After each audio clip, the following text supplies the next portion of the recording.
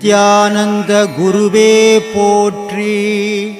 குரு பிரம்மஸ்ரீ நித்யானந்தரே போற்றி போற்றி.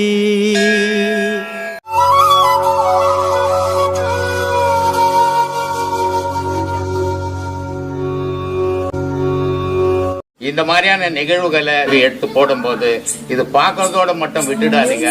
பாட்டு சப்ஸ்கிரைப் பண்ணுங்க. மெயினா அவங்களுக்கு மேலும் மேலும் ஊக்கத்தை கொடுங்க. இன்னும் தொடர்ந்து பல நிகழ்ச்சிகள் நடத்துறதுக்கு அவங்களுக்கு ஆர்வம் வரும். அதுக்கு உங்களுடைய எல்லாருடைய அன்பும் தேவை.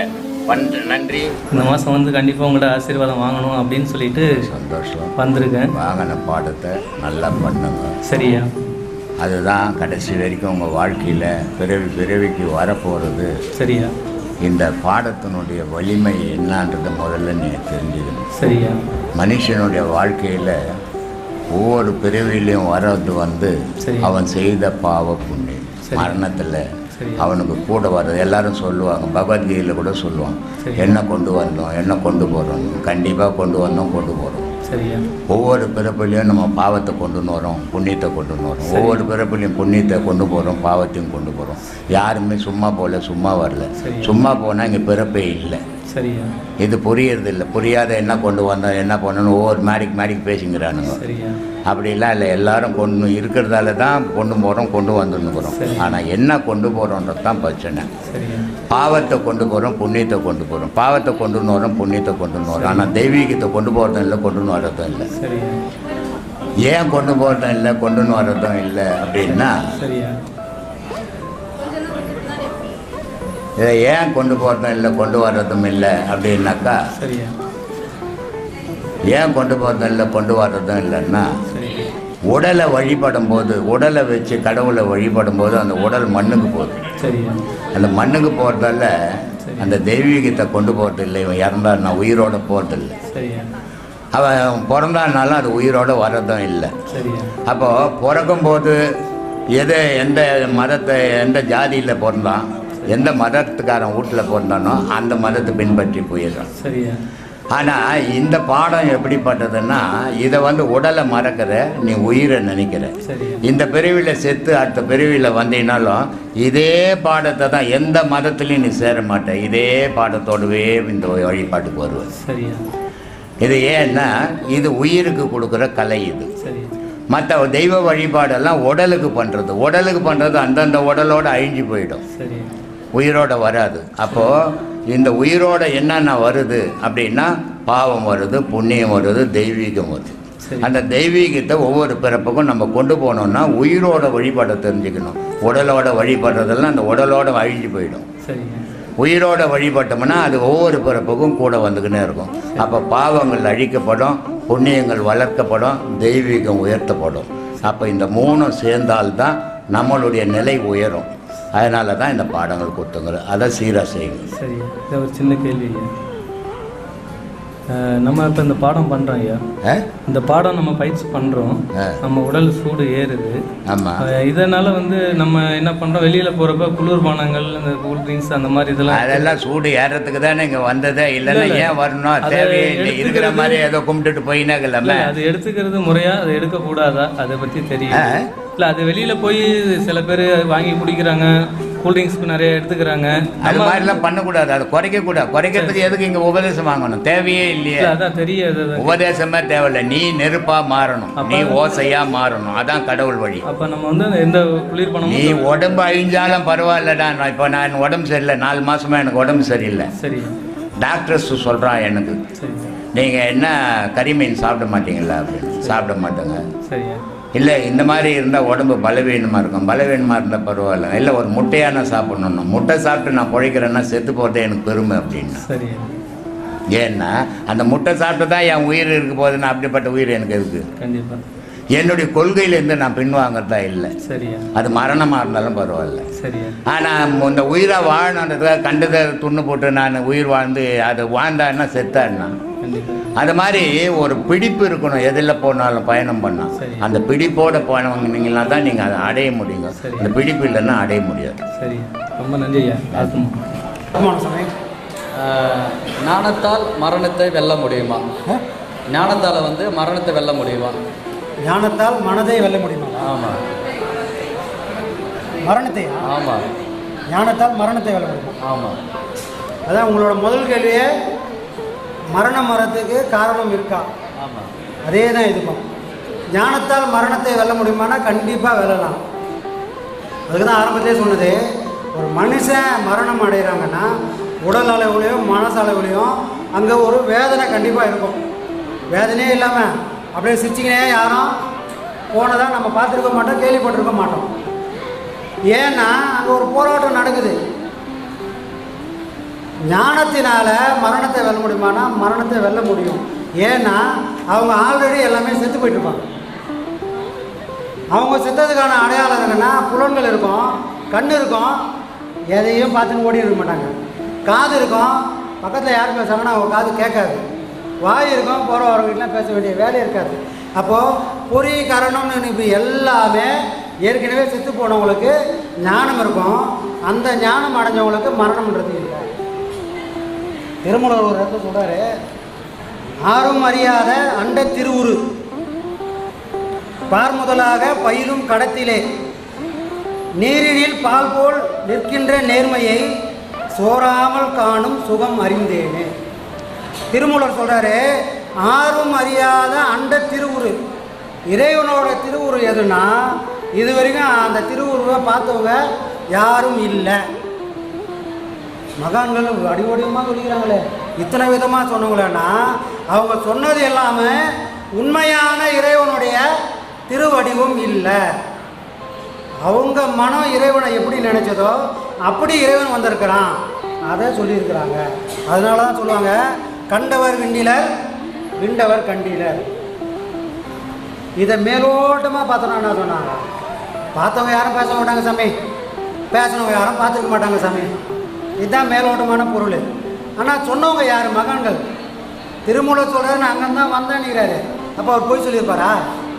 திருவள்ளுவர் 1330 குறளை சொல்லிக்கிறார். அப்போ அவர் போய் சொல்லிக்கிறாரா? இறைவன் ஒருத்தன் இருந்தான், பற்றற்றான் பற்றினே பற்றுக. அவனை பிடிக்கணும்னா எப்படி இருக்குன்னா, உங்ககிட்ட எந்த பற்றும் இருக்கக்கூடாது. நீ இறைவனை பிடிக்கணும்னு ஆசைப்பட்டுட்டேன்னா அவன் எப்படிங்கிறானோ அப்படி நீ மாற கற்றுக்க. அப்போ அவன் எப்படிங்க இருக்கிறான்? உலகத்தெல்லாம் படைச்சதான் வந்தான், உயிர்களெல்லாம் படைச்சதான் வந்தான், இங்கே இருக்கிற செல்வமாக அவன் தான், துக்கமாக அவன் தான், எல்லாம் அவனாக இருந்தாலும் அவனுக்கும் இந்த உலகத்துக்கு எந்த சம்பந்தம் இல்லாமல் எப்படி நிற்கிறானோ அப்படி இந்த உலகத்தில் நான் எந்த வேலை செஞ்சாலும், யாருக்காக ஓடிச்சாலும், எதை நோக்கி ஓடினாலும் எனக்கும் அதுக்கும் எந்த சம்பந்தமும் இல்லைன்னு நான் நிற்கணும். பற்றற்றான், அவன் எதுபடி பற்று இல்லாமல் நிற்கிறானோ அந்த மாதிரி என் மனம் எதையும் பற்றாமல் நான் வாழ்ந்தால் அப்போ தான் அதுக்கு அருகதை வரும். பற்றற்றானவனே பற்றுக அப்படின்னு திருவள்ளுவர் சொல்றதுக்கான அர்த்தம். அப்போ இவரு அதை பற்றாமல் சொல்லியிருப்பாரா?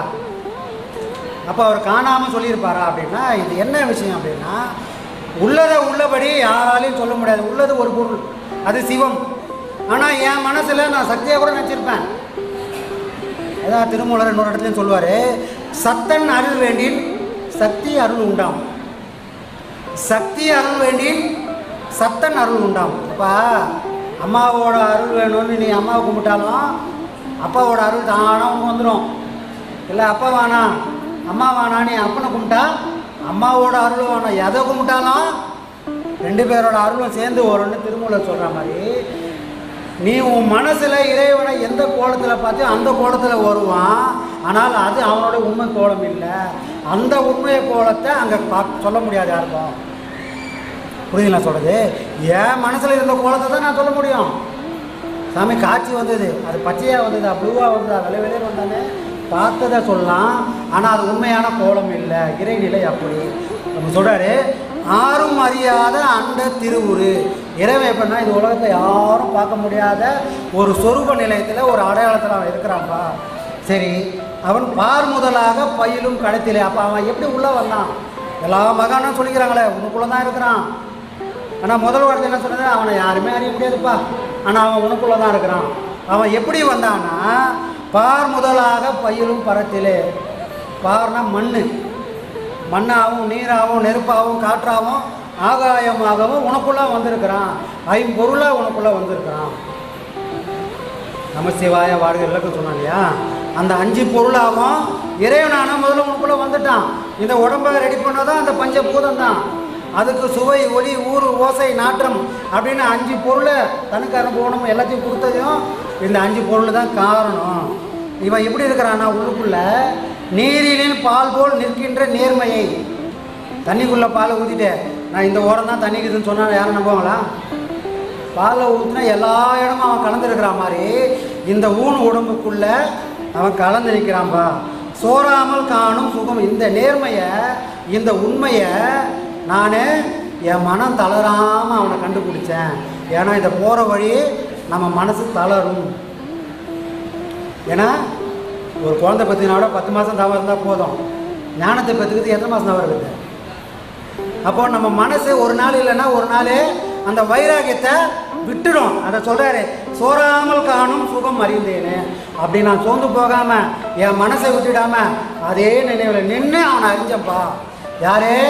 யாருமே அறிய முடியாத ஒன்றை என் மனம் தடுமாறாமல் வைராகியத்தை நான் அறிஞ்சேன் அப்படின்னு இங்கேருந்து சொல்கிறார். இது ஓகே. இப்போ திருமூலர் சொல்லிட்டார் என்னன்னு, உள்ளுக்குள்ளே இறைவன் எப்படி வந்தான் அப்படின்றத திருமூலர் இங்கே சொல்லிட்டார். பட்டினத்தார் இன்னொரு இடத்துல சொல்கிறார், வந்தது ஓகேப்பா, வந்தார், நானும் மேலே போனோமே. அவரே உள்ளே வந்து அவரே வெளியே போனால் எனக்கு என்ன பிரயோஜனம்? நானும் மேலே போகணும், நான் இறைவன் அடையணும். அப்போ என்னப்பா பண்ணலாம் அப்படின்னா, இந்த உடம்பு கிடச்சிச்சு சந்தோஷம், இந்த உடம்பை என்னெல்லாம் பண்ணணும், இது என்னெல்லாம் ஆனால் அது ஞானமாக மாறுன்றதுக்கு பட்டினத்தார் ஒரு இடத்துல சொல்கிறார், மண்முதலாம் 5 மாண்டு விட கண்டேண்டி, விண்முதலாம் 5 விழுந்து விட கண்டேண்டி, நீங்கா புலன்கள் 5 நீராக வந்ததடி, வாங்காதி 5 வாண்டு விட கண்டேண்டி, மனக்கரணம் மத்தனையும் வகை வகையே பட்டழிய திருக்கரணத்தோடு சேர்ந்து விட கண்டேண்டி. எதெல்லாம் என்னை விட்டு அழிஞ்சுது அப்படின்னா, மண் முதலாம் 5 இங்கே உள்ளே வரும்போதே அதே தான். பார்னா மண். உள்ளே வரும்போதும் அதே 5 உள்ளே வந்தான். அவன் உள்ளே வந்து அவனே போனானா எனக்கு பேர் மரணம். ஆனால் அவன் உள்ளே இருக்கும்போதே நான் இதெல்லாம் ஒன்றுமே இல்லாமல் செய்யணும்ப்பா. மண் முதலாம் 5 மாண்டு விட கண்டேண்டி. நான் இருக்கும்போதே எல்லாத்தையும் சாவச்சிடணும். 5 அதோட செயலை நிறுத்திடணும். விண் முதலாம் 5 நாக்கு இருக்கும், அதுக்கு சுவை தெரியாது. கண் இருக்கும், அது எதையும் பார்க்காது. காது இருக்கும், எதையும் கேட்காது. என்னை தொட்டால் என்னால் உணர முடியாது. அப்படி ஒரு ஜடமாக நான் மாறணும். விண் முதலாம் 5 விந்து விட கண்டேண்டி, நீங்கா புலன்கள் 5. நான் சும்மா தான் உட்காந்துக்கிறேன், தவம் பண்ண தான் உட்காந்துக்கிறேன். சும்மா ஒரு சலசலப்பு வந்தால் கூட காது போகுது, யார் போகிறது அப்படின்னு. அப்போ புலன்களுக்கும் நமக்குமான உறவு கட்டாகலை. அது அங்கே சொல்கிற நீங்கா புலன்கள் 5. அது என் மனசை விட்டு மனசுக்கும் உறவு புலன்களுக்கும் உறவு பிரியல. ஆனால் அதை பிரித்தாதாண்டா எனக்கு மோட்சம். அது கூடவே நான் உறவாடி இருந்தேன்னா எனக்கு விடுதலை இல்லை. நீங்கா புலன் 5 நீராக வந்தது சாம்பலாக போச்சுடா. ஏன்னா அது செய்யவே தெரியல, ஒரு விஷயமா அதெல்லாம் பண்ண முடியல. அதை நான் அழிச்சிட்டேன். இங்கே வந்ததுக்கு வழியை சொல்லிட்டாரு பட்டினத்தாரு. உள்ளே இருந்தேனே தப்பிச்சு போகிறதுக்கு வழியை சொல்கிறார். நான் எப்படிலாம் ஆகணும் அப்படி, இந்த உடம்பு சாகாமல் செத்து இருந்தால் அது ஞானம். அப்படி ஒரு ஞானம் வந்தால் அதுதான் மரணம் இல்லாத பேரானந்தம் இல்லை. ஞானிகளுக்கும் ஞானம் அடைந்தவங்களுக்கும் மரணம் இல்லை. அதை திருமூலரும் இன்னொரு பாட்டில் பட்டினத்தாரும் சொல்கிறார். அப்போ நமக்கும் இவ்வளோ விஷயமா நடக்க தெரியணும். சாமி சாப்பாடே பிடிக்க மாட்டேங்குது சாமின்றாங்க. நான் என்ன பண்ண ஊட்டி விட முடியும்? மனக்கரணம் அத்தனையும் வகை வகையே பட்டழிய. அந்த சுவையை யார் பார்த்து? வெறும் நாக்கு தெரியுமா? குணத்துக்கு நாக்கு இருக்குது. நல்லா சக்கரை பொங்கல் நெய் ஊற்றி அந்த வச்சோம்னா அது சுவைக்குமா? அதுக்கு ஏதாவது உணர்வு தெரியுமானா தெரியாது. ஏன்னா அது இதுக்கு முன்னாடி உள்ள ஒரு பொருள் தான் சுவைச்சிருந்தது. இது வெறும் கருவி. இது போட்டால் உள்ள தள்ளும், அவ்வளோதான் இதோட வேலை. ஆனால் அதை பிரித்து பார்த்து இதில் நெய் இருக்குது, இதில் முதிப்பருப்பு இருக்குது, இதில் வெள்ளம் இருக்குதுன்னு சுவைச்சு பார்த்தது யாருன்னா மனம். மனக்கரணம். அப்போ முதல்ல எதெல்லாம் அழியணும் அப்படின்னா மனக்கரணம் அழியணும். புலன்கள் போகிறவையெல்லாம் போக விடாமல் அதை இழுத்து கட்டணும். இழுத்து கட்டி இப்படி கட்டுவோப்பா வாழ்ந்தால் அதனால் அடைவது ஞானம். அந்த ஞானம் அடைஞ்சால் மரணம் இல்லாத ஒரு நிலை. சரியா சாமி? சரி.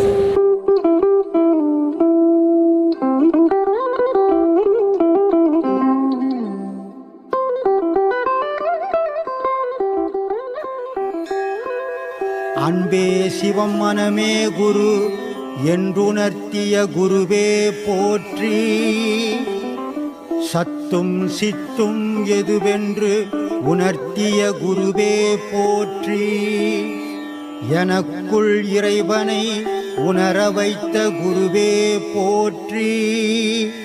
நித்திய ஆனந்தமான நித்யானந்த குருவே போற்றி.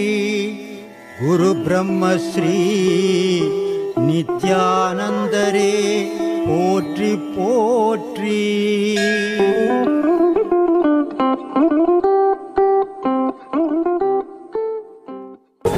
காசுக்காகவோ பணத்துக்காகவோ அவங்களுடைய செயல் இல்லை.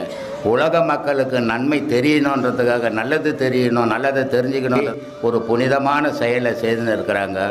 இதை பார்க்கக்கூடிய ரசிகர்கள் அத்தனை பேரும் இதை பாருங்கள், அவங்களுக்கு சப்ஸ்கிரைப் பண்ணுங்கள். அது அவங்கள இன்னும் மேலும் மேலும் ஊக்கப்படுத்துறதுக்கு ஒரு வழியாக இருக்கும். இதை உங்களை தாழ்மையோடு நான் கேட்டுக்கிறேன். ரொம்ப நன்றி, வணக்கம்.